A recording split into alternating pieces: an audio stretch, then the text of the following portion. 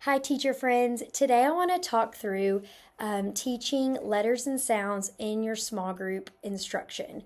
So, with teaching letters and sounds, you don't necessarily need a curriculum for this. You just need something that will work for you that is systematic and explicit.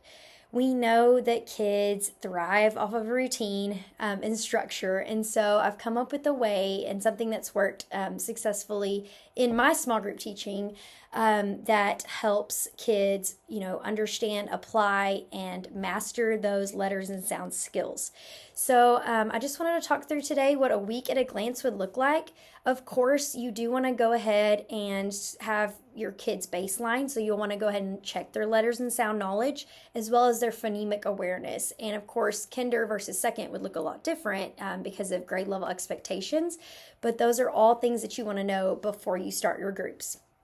So, if you have a group of students who is working through letters and sounds, they may not have the exact same missed letters and sounds. So, I do want to go ahead and group them together because more than likely it may not be a consistent thing they missed, and so it won't hurt them to be able to do this. So what I'm going to do is this is just an example, and this is where I would start from the very beginning, is I'm going to choose one vowel and two consonants for each week. And for myself, I like to have just a blank alphabet, and for organization purposes, I'll go ahead and select, the one vowel and the two consonants, the one vowel and the two consonants. And of course, you'll run out of vowels, and so you're just spiraling back in those vowels until you use the whole alphabet. But what you'll notice is this is going to build. And so the kids, they don't even realize it either, but they're building their knowledge of use of manipulation of these letters and sounds. So this is what it would look like. So it's really the same thing all week. It looks like the same thing, and that's the whole point. It's very systematic, it's a routine. I'm building and I'm doing the same things each time. So when we're talking about the PA skill, the phonemic awareness skill, I'm going to focus on the same PA skill the whole week. So if my kids, my group of 4 or 5 kids, struggled with rhyme, and maybe it's all aspects of rhyme. So they struggle with identifying rhyme, manipulating rhyme, those kind of things. The whole week I'm modeling and they're doing at my table. Thumbs up, thumbs down, do these words rhyme? I'm going to say a word and you're going to tell me a word that rhymes. And I'm doing that every single day. Because by Friday, I'm going to do a little quick check, individual kids, and just a quick little check. Can they do that by themselves? So I've modeled it explicitly every day in the group, and by Friday, I'm going to check it. And that only takes a couple of minutes, 1 to 2 minutes, because it's only one phonemic awareness skill. So I'm doing that every single day. The next thing that I'm going to do is my letter sound routine. And I put the routine there because if I were to write it every day in my small group plans, that would be really long. But here's what we're talking about by the routine. In my routine, I am doing these main things. I always start off with echoing. So echoing, the whole point of this is because kind of like phonemic awareness, we learn first orally before we do, written or seeing on text and print and spelling. So I'm going to do the same thing. So I'm going to echo, I'm going to say the word and they're going to say it back. And it's this whole process, okay, systematic and explicit. I'm going to choose 3 words that have this given sound. So like for A, I might choose apple, add, and Anthony. Well, that wouldn't work, Anthony, but I'm going to choose three words that begin with the letter A, and it has to be short A. We're not going to hit our long vowel sounds, of the vowel sounds, until you actually teach that within a phonics skill group, if that makes sense. So I'm going to stick with my short vowels for this purpose, just because the flow and the routine and all of that is what they need. So I'm going to say 3 words and they're going to say it back. And this is our routine. I say it and I'm going to ask the kids, okay, so what sound was the same in all of those words? And hopefully they say ah. And if they don't, just lead them to it. And I'm going to say, okay, friends, that is the sound we're working on today at the table. So I did those 3 words. They said it back. We identified the sound. We haven't done anything yet written. We're just talking aloud. Then we're going to check some things with that sound. Because remember, I'm focusing on just that sound on a Monday. So then I'm going to focus on ask some questions. I'm going to say, okay, let's see how our mouth is formed. Ah. And with this, I encourage you, if you have little tiny mirrors like this, I got a bunch on Amazon for really cheap.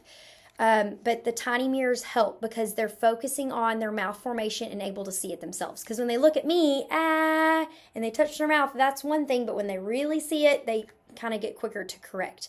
So we want to make sure we're forming the sounds correctly since we're going sound by sound. That's so important, foundational. The next thing I'm going to do is I'm going to check if this is a voiced or unvoiced sound. So I do this with every group that I do small groups with letters and sounds. But I say, okay, I'm going to put 2 fingers on my vocal cords. And as I make the sound, I'm going to feel if it's vibrating on my vocal cords. And I usually make them give me a thumbs up if it's voiced and a thumbs down if it's unvoiced. And this is important. This helps us when we're identifying vowels and consonants, as well as, again, that mouth formation, that foundational piece to even be able to spell the sounds we hear. We need to make them correctly. So we're going to all go, and we're going to say it's voiced. I feel the sound. Another thing that you could do with some sounds, I do this with all of mine in intervention groups, but time-wise, you may not have time. You might notice there's a need, but you can also check what the air is like coming out. So with consonants mostly, like if I have the T sound, t, t, t, and they know it's a stop sound. So, because it's a quick puff of air. So that's kind of based off your kids' needs. If you have a higher need for that, then you could do that too. But anyway, so those are the things I'm doing out loud. One more thing I'm going to do after I've checked all those things is I'm going to say this. The name, sorry, I forgot almost one more thing. But what I'm going to do next is I'm going to make sure I'm writing it on my whiteboard behind me, or if you have one at your table. But I'm going to write, okay, friends, so today we're going to be talking about the letter A. So I'm going to write it uppercase A, lowercase a. And I'm making sure to use the right vocabulary as I'm introducing it. And then I want the kids to repeat after me. The name of the letter is A. The sound of the letter is A. And I have them do this several times. A lot of kids do well when things are like in a little sing-song pattern. And that's okay to do, especially at first when you're first introducing these and you know the student doesn't have a knowledge of it. I'm going to do that. Then the next thing I want to make sure I do orally is again to identify uppercase, lowercase before I give something to my kids to do. After that, I want to see that they can do it in writing. So I could use handwriting lines for this. I could just use my whiteboard, whatever you have as a tool. I would encourage handwriting lines just because if you're teaching handwriting through your classroom anyways, whole group, then you're able to scaffold that into your small group and catch those types of handwriting, their formations that they're doing incorrectly. You can just catch it right there. So I am going to practice uppercase A and lowercase a. And again, I want to make sure I'm modeling this correctly. So I do something called skywriting. I put my arm out, finger out, and then we do it big slant down, across. And I do this with my kids. Of course, I'm modeling it the correct direction, but this is super important because they're able to do it big before they go down on their paper. So that is really all I did on a Monday. And it seems really long, but when you're doing this, it's just a routine. Again, you're used to the same things. I get out my mirrors, I check voiced or unvoiced. I've got the name of the letter is A, the sound of the letter. So I'm moving through all those things pretty quickly. And it looks on here, obviously it looks shorter, but it's just a routine. So again, I'm introducing it that way. And then they're seeing it in print when they're writing it. So that's how my Monday, Tuesday, and Wednesday is going to look, A, T, and S. When we get to Thursday, this is where it looks a little different. On Thursday, I have explicitly taught A, T, and S. So I want to go ahead and start having my kids blending sounds together. Not reading words yet. We're not there yet. But I do want them to start seeing what that looks like. So on my whiteboard, I'm going to model something like this.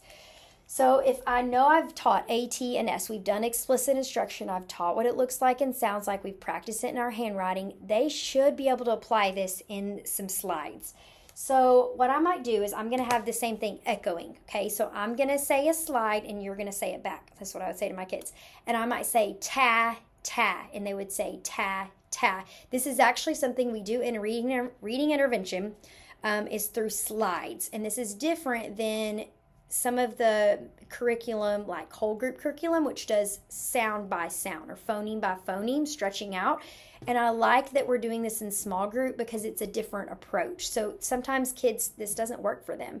And so trying this other approach might help. So if I'm doing ta, this is what I'm going to model. Ta, ta. Okay. I hear the T sound. I'm going to do a lowercase t, and again, I'm saying the vocabulary, I'm saying what it is, and then I hear ah, and I might do a little hand motion for a, ah, and they should say a, right there, and I'm going to do a lowercase a. So now I've made a slide, ta. So when I slide these sounds together, I'm blending them together, ta, ta. And this is not a word. And I want to make sure kids know this isn't a word, but it's getting ready to be a word. But I'm still sliding sounds together. And so this is already building the foundation when they do get ready for CVC phonics skill group. So that's what my goal is once I make it through these letter clusters, now my kids are right into CVC. And they've already learned these things and they're applying it actually in text. So here I have ta, ta. So I'm going to do it again. Again, I'm just doing combinations of only these letters. So in my brain, I'm thinking, okay, what else can I make up? And it's not real. Like these are all, it's nonsense slides, you could say. But it could turn into a word. It really could. So that's all I'm doing on Thursday. I could do my PA skill as well. I didn't put that on there. But I'm making slides over and over and over. Lots of practice. Listening, thinking about the sounds, and writing them out. So I'm doing that repetitively. On Friday, I really need to check the skills I've taught this week. So this could look like a blank sheet of paper, a copy paper. Maybe you want to get on Canva and make a quick check. But the main thing is I'm checking when I say a sound, can they produce the sound on paper? When I say a slide, can they show me the two letters that represent the slide? So it's quick. I mean, this is basically my running record for letter sound group. Okay, it looks different, and that's okay. So I'm tracking. Are they applying the skills? Can they produce the skills? So that's what I'm checking on Friday, slides and skill check. So I'm checking the slides, checking the letter sounds. Maybe I want to say, please spell uppercase T. And that's what I'm checking. Maybe I want to say, please write the letter that makes the S sound. And then they're putting an S. Maybe I'm checking, please write the SA slide. Sa, sa. And they're writing S-A. So maybe that's what I'm checking. I'm also checking for rhyme. If rhyme is what I did all week, then I might ask the kids, and this is oral since it's phonemic awareness, so I'm checking, did they identify rhyme? Yes or no? So Friday is my check day of all these explicit instruction days. Now, in a kindergarten classroom, this is on grade level. And so if you have kids in this, you may not see them but a couple times a week. In second grade, though, this is not on grade level. This is very below grade level. So I'm going to see these kids every single day, 5 days a week. So think about kindergarten might look a little different. You know, I might be introducing only a couple letters instead of 3, and it just might look different. But it's definitely first-ish grade and second grade for sure, every single day, about 10 minutes a day dedicated to these kids to teaching their letters and sounds. So I hope that helps a little bit. When you're thinking about small group, how it can look for letters and sounds. Really, it's just plugging in what you want to do for the week, which ones you've chosen. Again, I encourage you to use a blank alphabet. Go ahead and maybe color code, highlight, or whatever, or mark out as you go which ones you've taught.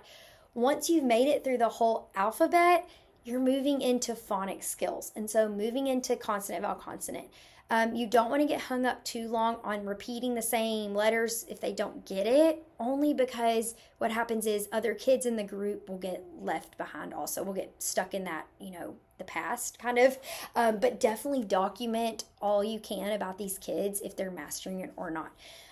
Anyways, I hope that helped a little bit with organizing letters and sounds.